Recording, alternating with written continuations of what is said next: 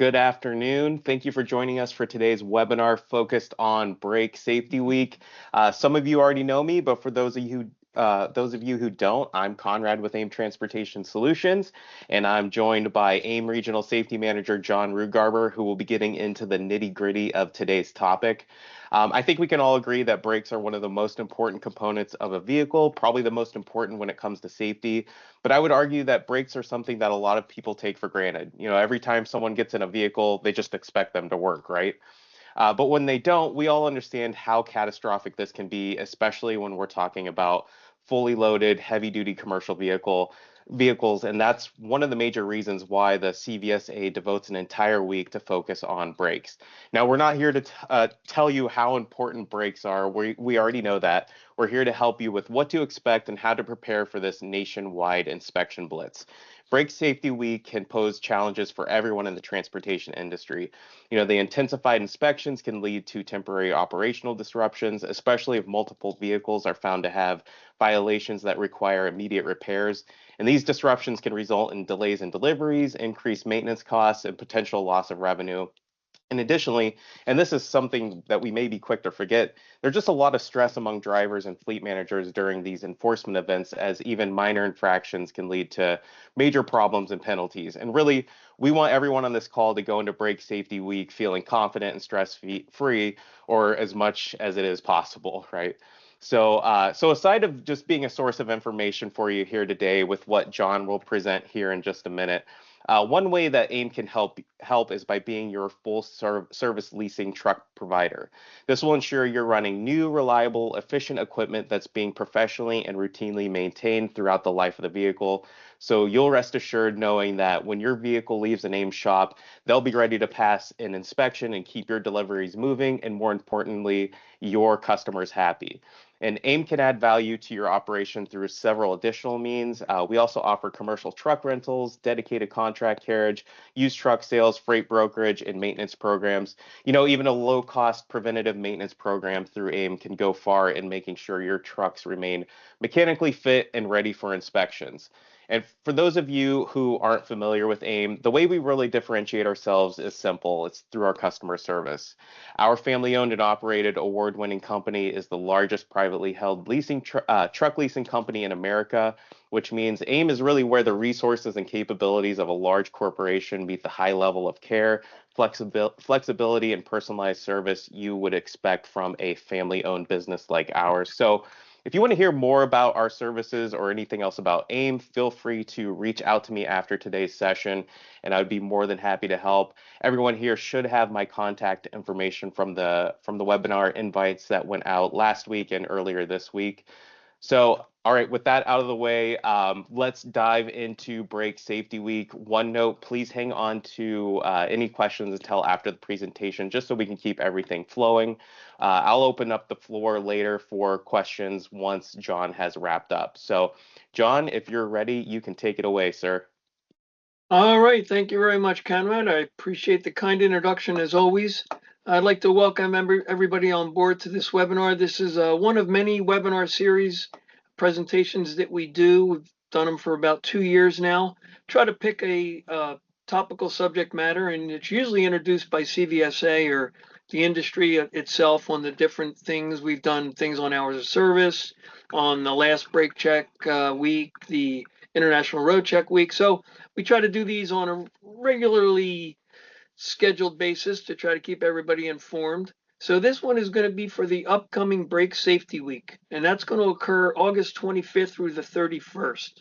So the 25th is a Sunday. It's going to begin on Sunday at midnight, and we'll conclude on Saturday the 31st. So it's going to be a week-long project or inspection thing as you go, and that'll keep everybody busy for that entire week.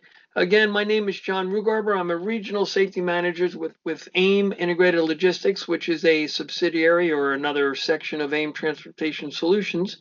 My email's down below, jrugarber@aimntls.com. If you'd like to email me with any questions, concerns, comments, I'd be more than happy to entertain those as they're sent in. So let's get started, and we'll move on to slide one, and keep going from there.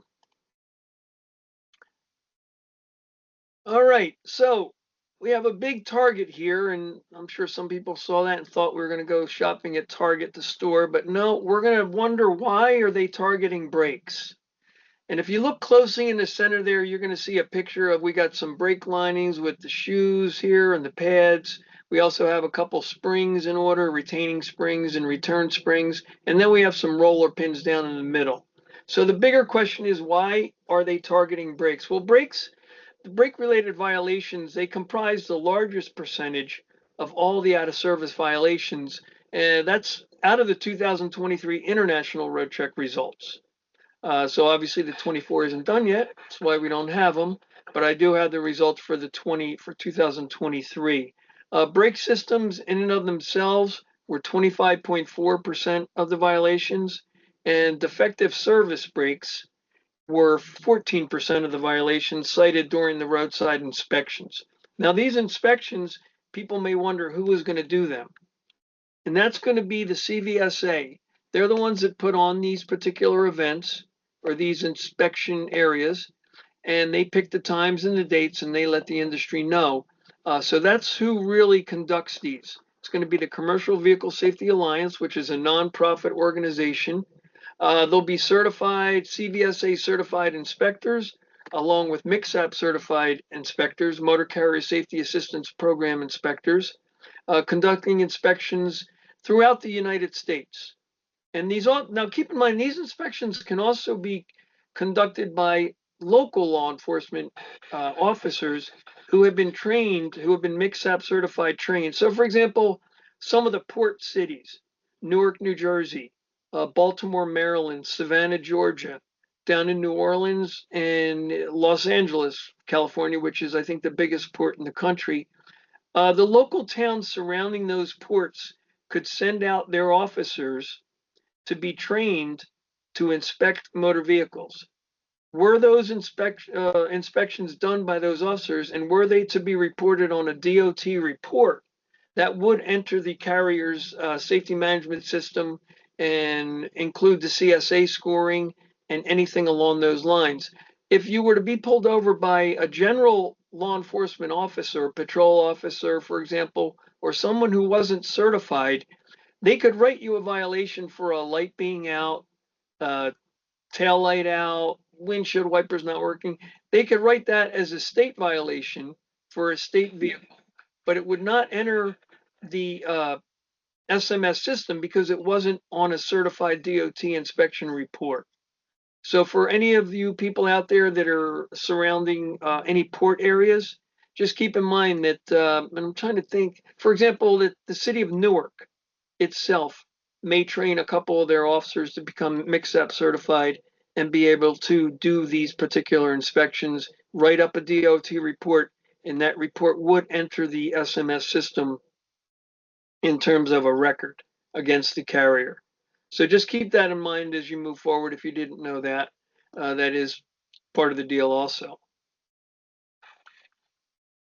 All right, so let's look at some numbers from, now this is from the 2023, and this is from the International Road Check results. This is not from the break week of 23. This is from the International Road Check. And the focus last year, and I had done actually a webinar on that also. I think I did it back on May 25th of 2023.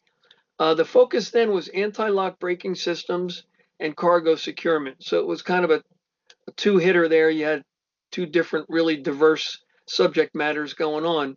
But one of the things that the top five violations that they came up with, let me move this little screen out of my way here, was the brake systems themselves. There were 4,041 out of service vehicle violations, and it was 25.4% of the out of service vehicle violations on brake systems themselves. So that could incorporate anything from brake lines, leaks, air tanks being a problem. So that was the whole system itself. Secondarily, they came up with the defective service brakes. And that would be number 3 on that item of top 5 on the International Road Check. So there were 2,236 out of service vehicle violations, which was 14% of out-of-service vehicle violations, just the defective service brakes. So that could be contaminated brake linings, different things having to do with the actual brake members themselves, springs missing. And on the next slide, we're going to see a couple examples of that. You look up, number 2 was tires. I'm not going to spend a lot of time on that because this focus is really going to be on brakes. Fourth down is cargo securement, not surprisingly, because cargo securement was one of the focus points of their thing. The other item I'd like to point out is number 5, though.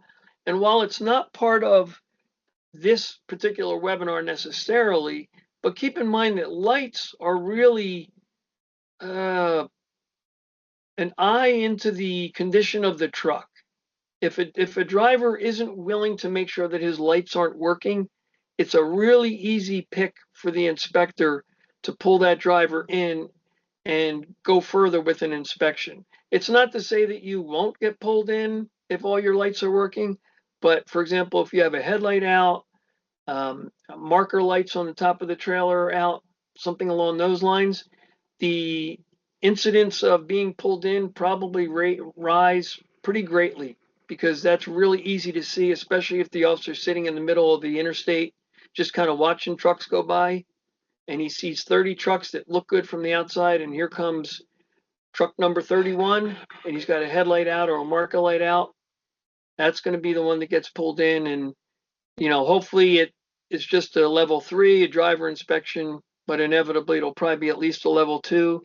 And if he sees any other issues, that could turn into a level 1, and now you could have some brake issues and break things done and find out that you have issues along those lines. So really, if you could pull anything right off the bat, is let's make sure we get the lights figured out, make sure we get all of our lights working, and get that part of it figured out, and then we'll handle the brakes after we get all the lights figured out. Okay. All right, now this is the results of the 2023 Brake Safety Week. Now that was August 20 through the 26th of 2023. Now these results, keep in mind, this is inclusive of North America, Canada, and Mexico. This isn't just the United States. If you'd like to go into the CVSA website, they have a great website that will allow you to go in and see past inspections. And they do have a breakdown of Canada, Mexico, the United States, and they give you a bit more detailed breakdown. But this one, I just want to let people know that this is inclusive, basically a North America report of the results of that 2023 brake test, or brake safety week, I'm sorry. So some of the violations that we have here, and we're going to have 4, and also we have some good pictures coming up. And for anybody who would like this PowerPoint presentation, keep in mind that Conrad will post it. You'll be able to use it for future reference. So there's some really good stuff in there as we're moving forward. And a picture, like they say, is worth 1,000 words. Once you see a picture, you'll say, "Oh, now I understand what he was talking about." So let's start with number 1. And we have contaminated. Contaminated is usually by oil and grease. And when they're talking about contamination, usually it's the result of an inner wheel seal on an axle. The fluid begins to drip down along the inner brake drum and then drips down onto the brake lining itself. And that's what contaminates the lining. So pretty easy to see. We're going to have a couple pictures. And I think once you see them, you'll say, "Oh, yes, that's definitely a problem. I can understand where the violation was there." There is a little bit of a caveat to that too, which I'm going to bring up in terms of grease drops, or after they've, you went and had a maintenance and some of the grease may have leaked out and dropped onto the back of the lining. That technically would not be a violation. It's just when the drum or the pad or the lining itself is contaminated with that oil and grease, because that would reduce your braking capability for sure, when it's supposed to be, the lining on metal, and now you have a layer of grease or oil in between those two. So for the contaminated linings, there were 214 power unit or tractor violations, and we're going to call the towed unit violations trailer. So we're going to say there were 59 of those for a total of 40.3%. Next one down, cracks and voids. So some general understanding of the cracks and voids are going to be if a crack or a void, in other words, a space, is more than a 16th of an inch, looking at the lining from the side, obviously that's all you're going to be able to see if you were down under the truck or an inspector was in a pit where he was looking at your lining. You're only going to see that, half an inch, 3/4 of an inch of lining. But if you see any cracks or voids in that, anything greater than a 16th of an inch is going to be an out of service on that particular lining. Now, keep in mind, it's much easier for an inspector on a creeper or in a pit in an inspection facility to see these violations. The driver does need to make an effort to bend, at a minimum, bend over at the waist. Uh, Ideally, you want to get as far under the trailer as you can to take a really close look at those linings and the drums and the springs and whatever you can see. Some you can't. Some have backing plates that really you don't see anything. The disc brakes, a little more difficult to see, a little less problematic than drum brakes, but still you need to make a physical effort to get down, get into there, make sure you have a flashlight stressed to your drivers. As we at AIM do, when drivers call us all the time, we'll ask them, do you have a flashlight? They'll call us at 2 in the morning with an issue. And one of our first questions is, do you have a flashlight? And hopefully their response is yes, but we've gotten quite a few no's. So I don't know what you're expected to see without some kind of illumination, whether that be your phone or a flashlight. You need some type of illumination to be able to see that violation. So again, the power unit violations, there were 98 of those. Towed units were 98 on the cracks and voids, which equaled about 28.74%. Also, the cracks, anything longer than an inch and a half in length is going to be an out of service violation also. Not to say that a crack below that would not do anything. It would be a violation, but not an out of service violation. And all this criteria can be found in the CVSA out of service criteria book, which I think it's the second to last slide. We're going to have a picture of it, maybe the third to last. So definitely a good investment. If anybody would like to, I always tout the sale of this book.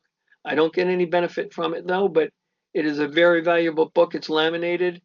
I have it right in front of me. It's got this year's model has got 242 pages with some great pictures in it. So probably $45, $50. Definitely worth the investment to get. That crack will fall under 393.47A in the violation book. Also down, third one down, loose or missing pieces of lining. So not sure how many people are on this are familiar with the word rust jacking. Rust jacking allows rust to get built up, and it can be between paint and steel. It can be between anything, between two pieces of material. Very common up in the northern part of the country where the salt and different things are put on the roadway to help for snow removal and ice control. But it builds up, that little lining of rust builds up between the pad itself and the lining backing. And it will actually force the lining away from the backing and cause cracks and spaces in between. So that's kind of would cause looseness. Obviously, cracks occur, pieces of the lining will fall out. Again, we have some good pictures coming up in the next couple slides, and it's really going to give you a visual on what I'm talking about.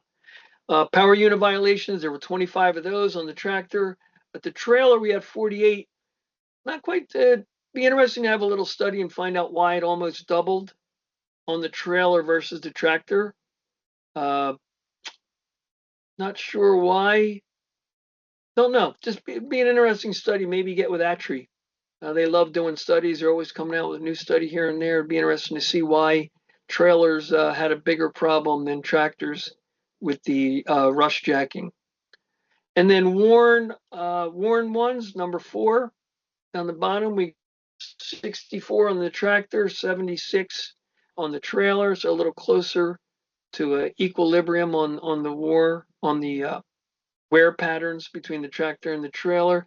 So from an out of service criteria, if it's worn to less than 1/4 of an inch into the indicator measured at the shoe center, that would be an out of service violation. For anybody running disc brakes, if it's less than a 16th of an inch. And again, I understand it is difficult. The discs are very difficult to see the pads in there.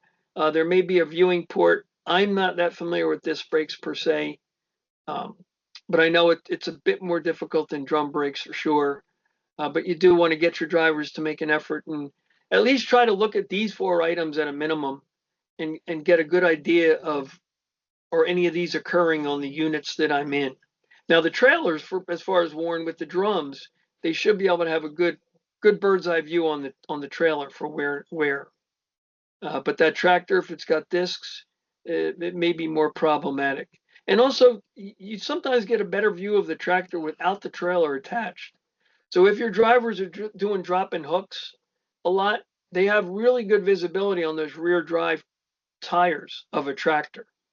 I, I I won't disagree that it's kind of difficult to see that stuff with a trailer on top. But once you get out from underneath that trailer, those tires are right there, and it's pretty easy to see everything that you need to see. And also, even on the tractor for the steering axle, get in there, pop the hood, turn the wheel to the left or right, and you'd be quite surprised at what you can see. You'd see quite a bit of stuff with that tire turned all the way to the left or all the way to the right. A lot of guys just keep them straight and they don't think they can see that much. So maybe some comments or some advice you can give your drivers if they say they're having difficulty inspecting their units.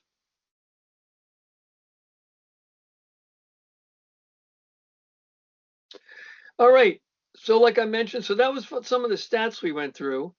So again, we're going to talk about the focus of this year's inspection process is going to be the condition of the brake linings and the pads themselves.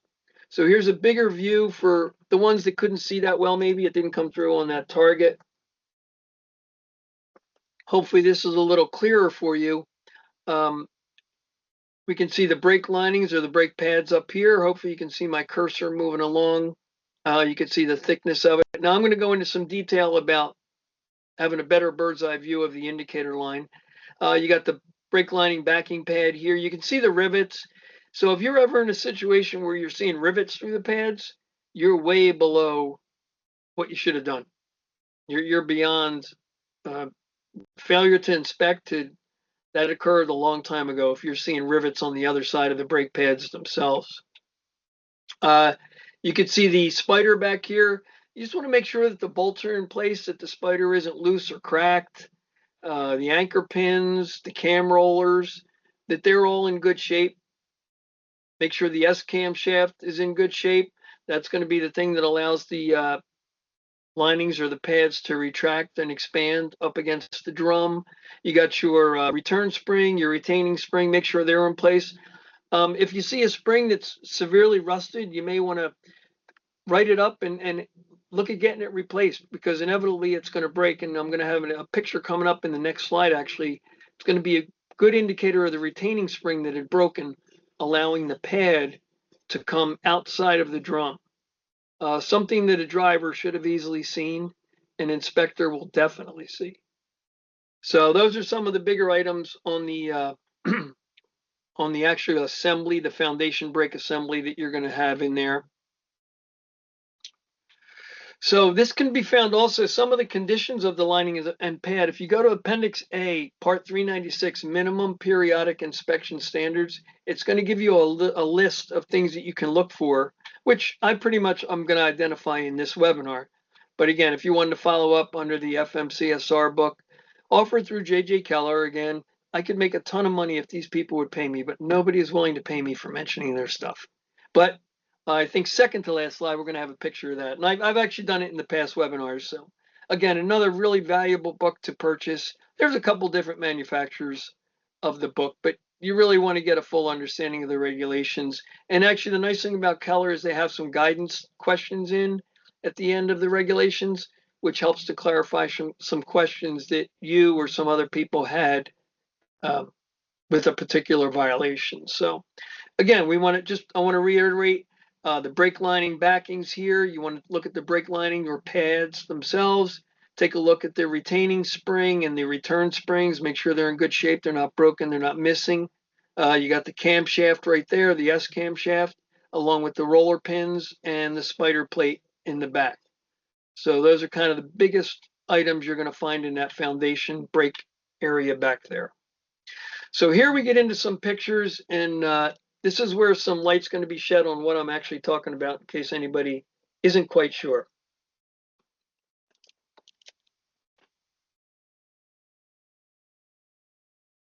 All right. So I think I probably could let everybody look at these 6 pictures and they come up with their own assumption to what's wrong, because it's pretty crystal clear what's wrong with these particular items here. Let's move up to the upper left-hand corner first. They were talking about that cracks or voids that are more than a 16th of an inch. Well, this is pretty indicative of more than 16th of an inch in terms of some issues with the pads. Ironically, this pad is on, all these pads except for this lower right corner are out of the truck, are out of the drum, on a table somewhere, a workshop table. Very easy to see that there's some major issues.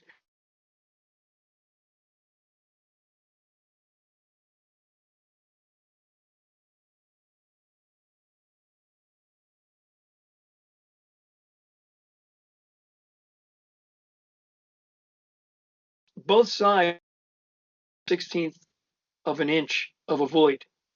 Right there, you'd be able to tell that you that's going to be a violation. Secondarily, if you move to this middle upper one here, you're going to see, now here's an evidence of some rust jacking along the bottom right there. I'm hoping my cursor is identifying this for everyone. That's just pushing the lining away from the drum itself. You could see a small crack here, a little difficult to tell. I don't know if that's bigger than 1.5 inches on that particular lining, just because of the way the picture is. You can see a crack beginning to form in that corner there. Upper right corner, you could see the cracks going all the way through. And that's why the crack is such a big issue with CVSA, is a lot of these cracks aren't visible unless you remove the brake lining itself. The only thing you're going to have visibility to is along the edge piece here. But, look where this one went all the way through. I will say, if I'm not mistaken, these 3 pictures, the upper middle and this lower left and middle here, were brakes that I found on a truck that I was filling in for. And we're in the shop and they've removed the brake linings, and that's where I took the pictures. So don't know which one was associated with which lining, but these 3 here were specifically taken by myself in the truck that I was in when I did my pre-trip inspection. Again, this one on the lower left is really a mess.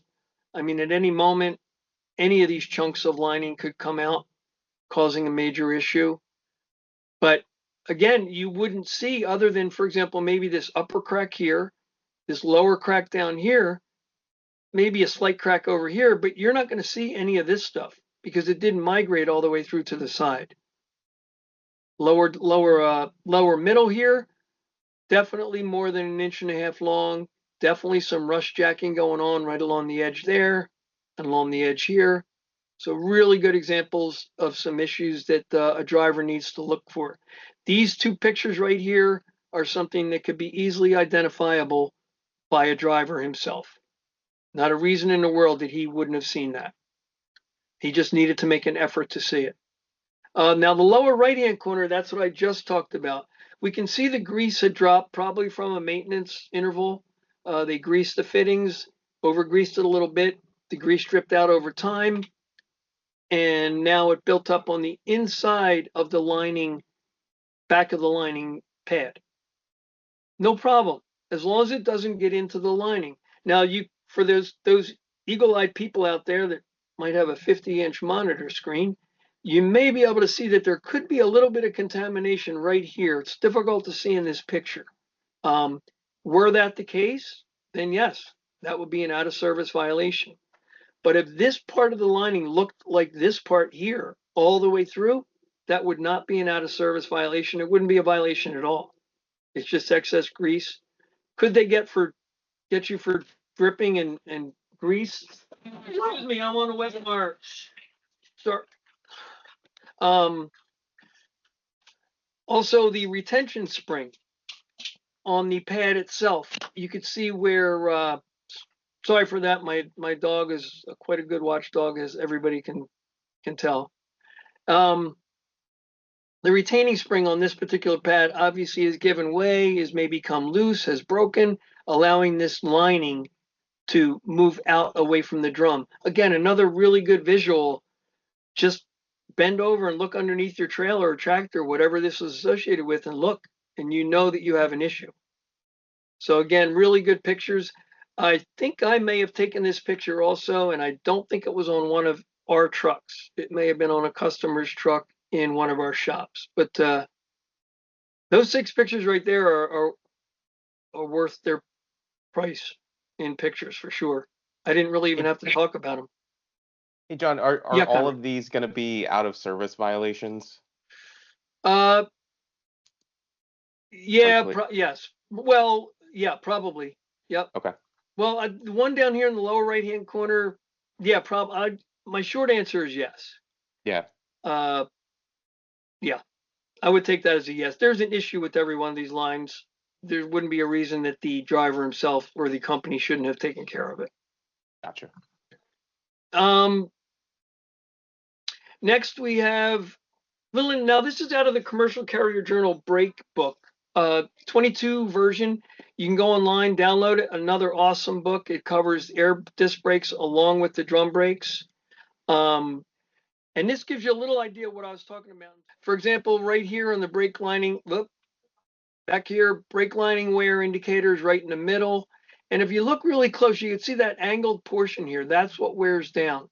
So when that line either disappears or when you see this being straight, that means you're at the wear indicator and it may be time to start looking at replacement. Now, keep in mind, this crack is here and it's kind of a moot point, but it was a pretty good indicator of what to be looking for on a real brake pad versus pictures out of a book. All right, and then we have a couple of different items too on the wear of a brake lining itself. So we have what's called axial wear. It could result from worn anchor pins, holes or bushings, or worn out S-cam bushings. And the reason I underlined it is because that's going to be the next slide. It's going to actually have a violation that identified those S-cam bushings. So if those were worn, it would allow that force to push the shoes to one side and giving it a look versus this where it's evenly worn across the top. It would give you this kind of look. So from an inspector point of view, where somebody who does this on a daily basis and really understands the mechanics of a brake lining and foundation brake system, they'd know, kind of have a good idea of what the issue was when they got into that. Down below, we have radial wear, which is the tapered lining wear between the leading and trailing ends of a shoe. Could mean a weak return spring or a worn S-cam bushing or an out-of-arc shoe. So we could see that this is a good one, pretty much worn all the way around on both sides evenly. And here we got a little bit more wear at the top portion on both sides, and yet we're still at a larger section down below. So that would be more indicative of radial wear. Whereas again, if the inspector kind of just looked at the drum from the backside, you could see that. That view right here is going to be the view you see as a driver or an inspector. You could see where that's been worn. So right away, he's going to look hard at the springs or the S-cam bushing or out-of-arc shoe, but what would cause the out-of-arc shoe? So probably he's going to lean on 2 of those particular items to look at. And now we're going to get into the actually identified this particular inner and outer cam bushings. So if we come up here in 396B, kind of the one would signify the bushing part or brakes, you can see they weren't placed out of service for that in this inspection report. No citations were issued, but it does fall under the general brake.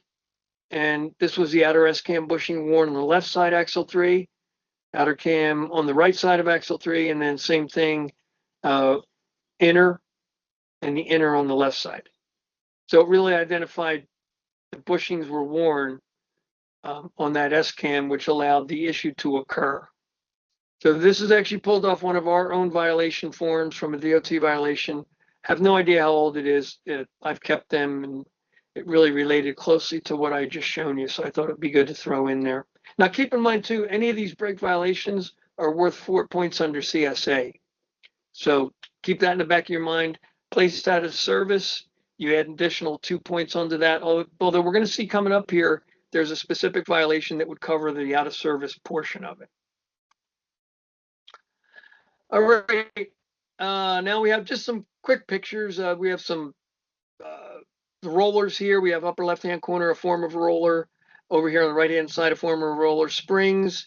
We have the return springs or retaining springs, either or, depending on where they fit. And we have the S camshaft itself is right here in the center. Now that picture was not in the target number 2 slide. Now here's a good example. Now if we look, if you go to the CVSA book that hopefully everybody's going to go purchase if you don't already have it, the newest version, pages 158 to 171, have great pictures of violations of brakes, all different kinds of brakes. I did take the picture on the right is from the book itself. So you can see is gone or non-existent. So that would allow some of that issue that we had described earlier with some slides. You could see the roller pins up in here, obviously the lining itself, you could see the spring. What this gentleman or person was maybe trying to do was put that cap up against there and hold it with this.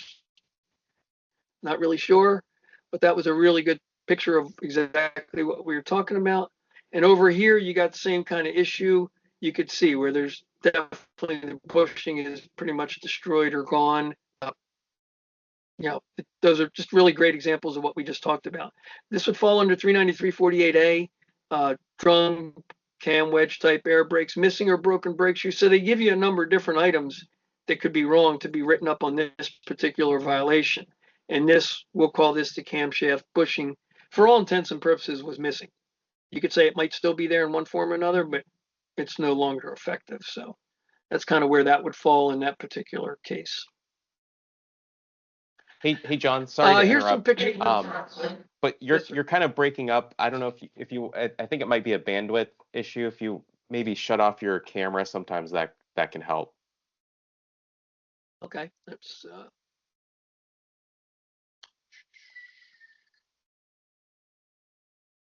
Should be that button right next to your microphone button.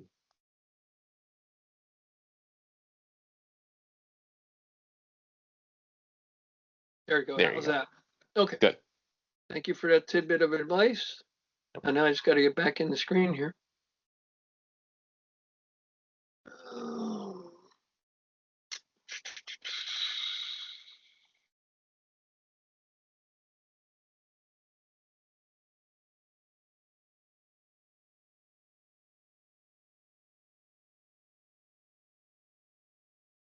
Now I got to get back for myself.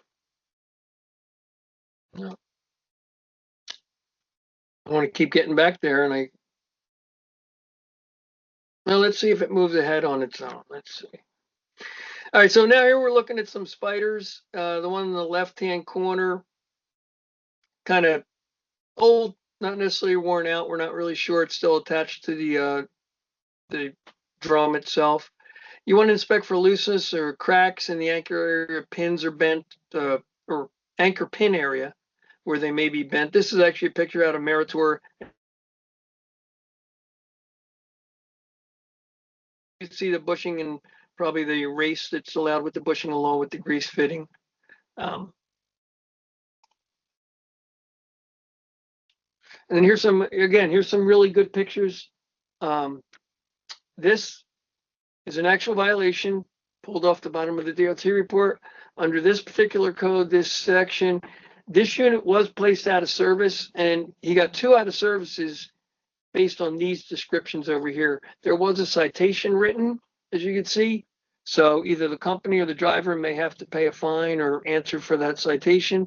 But the top one up here, hubs, oil and or grease leaking from the hub, inner wheel seal. Inner wheel seals are generally pretty easy to see, you guys.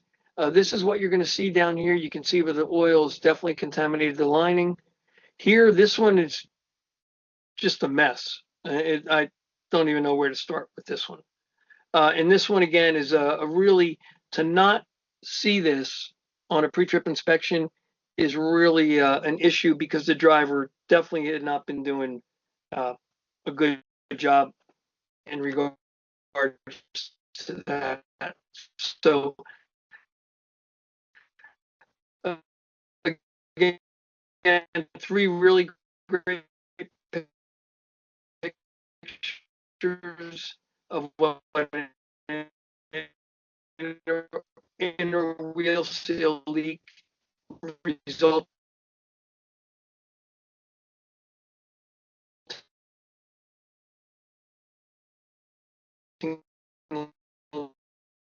leak Hey, John, you're breaking up real bad again. look like. And then the general coverage of this violation. Let me know if that's any better, Conrad. Um, yeah, we'll have to test it, but right now I can hear you loud and clear. Okay, let me keep it. I just kind of repositioned something. Okay. You can see my screen okay and everything? Yep. Okay. So this was pulled out of safety measurement methodology out of July 17 version 3.08. There's some other newer versions, but this kind of explained a few things pretty clearly. So the section that the violation would be written in would be over here on the left. This is going to be the description of the actual violation. And then breaks all others, that's what it's going to be. Here's your CSA score of 4. So remember, multiplied by 3 is going to give you a 12 for the first 6 months with a carrier. Second 6 month, a multiplier of 2. For that remaining year, it'll be a 1, and it's going to disappear after 2 years off the carrier.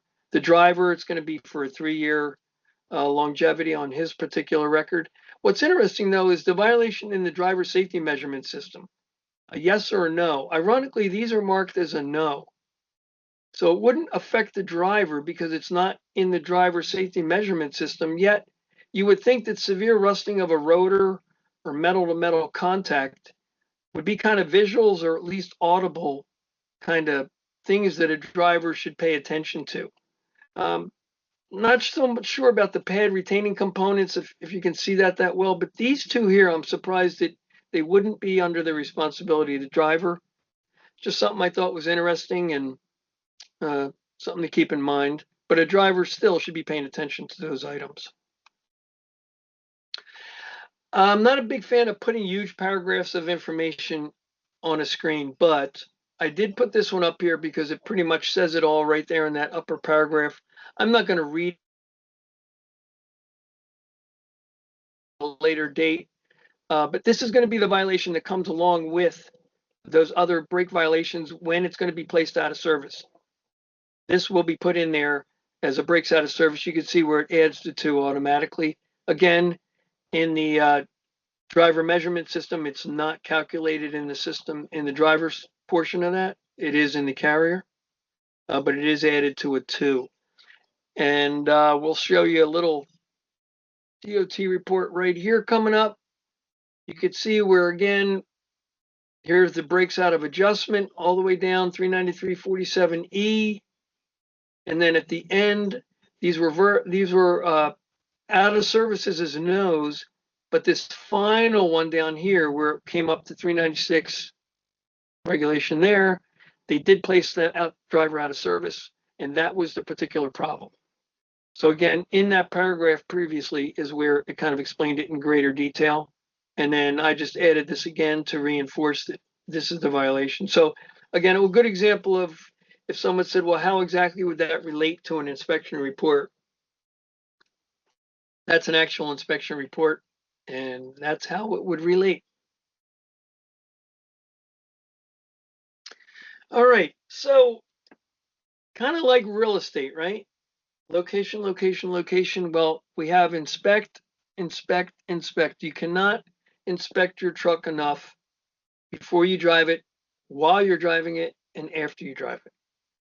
The wheel seals, sometimes they can go bad while you're driving. A lot of times they'll begin to leak after you've parked the truck for the evening and they begin to cool down and the expansion, doesn't expand.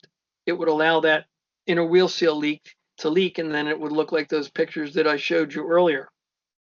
Also, while you're doing this too, get with your drivers and have them check the trailer brakes in general just for proper braking capability by using the trolley valve or the a bunch of different names for it on the dash, where you can pull that trolley valve down somewhere on the steering column.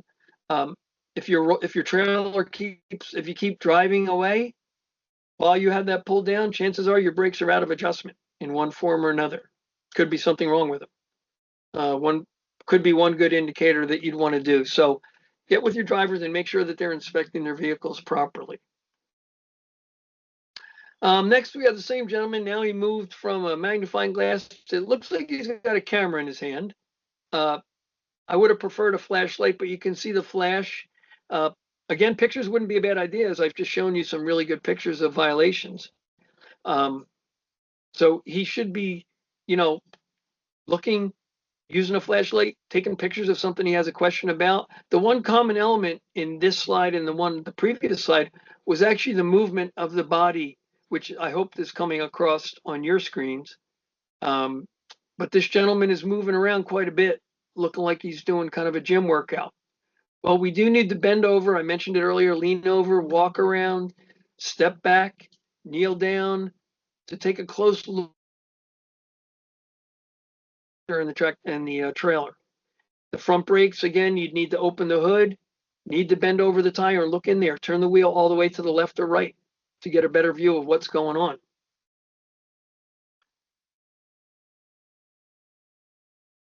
All right, so operational policy. Now, I'd like to also mention that, Conrad, when we close with this, you're going to receive anyone who signed up, you're going to receive four handouts that we've put together for you. One is a SCAM inspection checklist.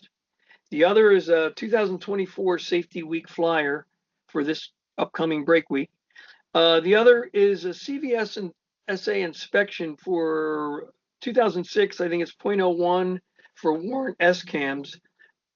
And you're actually going to receive the operational policy, which can't remember exactly how many pages, but it's quite a few more pages than what you're looking at on the screen here. The reason I put this in here is because it directly relates to the leaking inner wheel seal. Without evidence of wet contamination of the brake friction material, is it a violation? And yes, it would be a violation. Would it be an out of service violation? No. And then you can see down below with the cracks in the brake linings, including rust jacking, not be recorded as a violation. So again, it's got to exceed the limit specified in the CVSA service criteria, exceeds a 16th of an inch for a void or an 1.5 inches in length. But you will have that whole operational policy if you'd like to print it off or keep it as a reference. It's a great reference for you. So let's go through real quick and talk about some of the things that we're going to look at. Ideally, we'd like to look at all of them, but the ones that are going to apply to today's webinar are going to be the brake pads or linings. Again, must be at least 1/4 of an inch in the center of the pad. Disc brakes at least no less than a 16th of an inch. The pads are the linings that are cracked or contaminated. Excessive up and down and sideways movement on the camshaft itself could indicate worn bushings, and we saw a picture of that earlier. Rust on the drum due to inoperative brake or external drum cracks.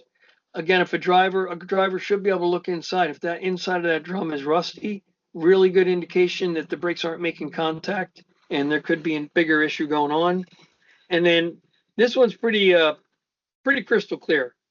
If you see some holes in the brake chamber that don't have the push rod coming through it, you have some big issues. And we need to get that repaired as quickly as possible. For all intents and purposes, that truck should not be moving if there's any rusted holes in the brake chamber. And then we have some audible air leaks in the emergency side of the brake. And actually, that was covered way back last year. I think that was one of the ways to check for the brake system itself. All right, so how are we going to kind of prepare for this upcoming event? Well, I've already mentioned to get with your drivers, run them through some of the things, show them pictures of what to look for. It's not that drivers don't necessarily want to do the right thing, but they might not know what the right thing is. So it's our job as carriers, as managers, as supervisors, as safety professionals, is to get with the drivers and educate them as to what is a violation. And one of the ways we can do this, and here's that infamous North America Standard Criteria book issued by the CVSA. That's the 2024 version. That gentleman's going to be on the front of it. It's exactly what it looks like. And that looks like a safety hand handing the book to someone who would really like it. We have purchased those in the past for some of our drivers who really wanted to show an interest in learning more about what they have to do with.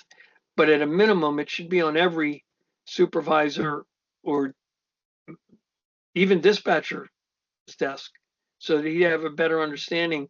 And at a minimum, again, in the maintenance shop so that they know what the regulations and what the feds and what the inspectors would look for while they're doing their maintenance of the vehicles themselves.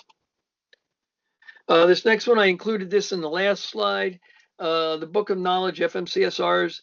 Probably that's the original looking book. Who knows? All worn on the binder like that. But then again, we're going to go out and purchase the new J.J. Keller book or some other publisher if you'd like.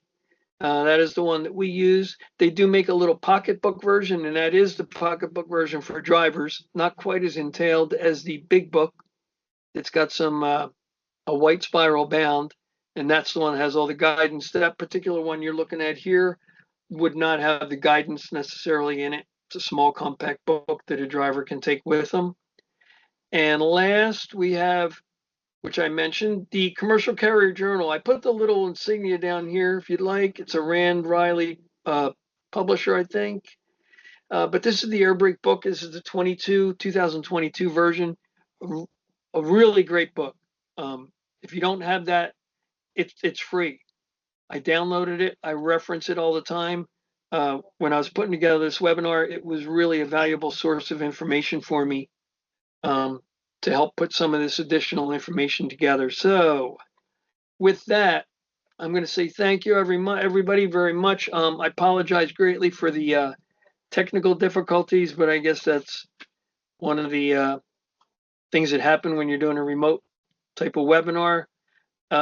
Next time, I promise I'll put my dog in another spot where we won't hear him barking. But I want to thank everybody. I hope everybody, by the way, I meant to mention earlier, I hope everybody came through the Hurricane Debbie down in that southeast region, running up along the coast. I hope everybody's safe. And with that, I'd like to say thank you. And Conrad, if you'd like to take over. Yeah, so just real quick, I know we're bumping up against that 3 o'clock hour here. But if anyone has any questions, we can go ahead and open the floor up. Feel free to type your questions, or you can raise your hand and I can unmute you if you prefer that route. We'll just give it a second, see if anybody has any questions before we wrap up.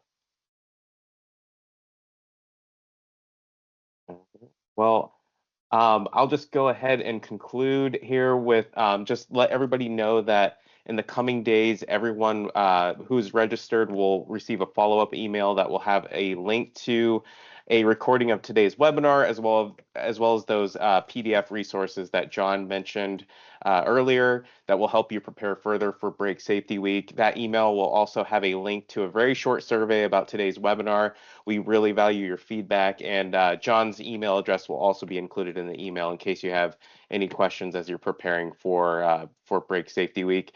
And if you want to look into any of AIM's services, you can visit our website. It's at aimntls.com, or you can email me directly, and I would be more than happy to help.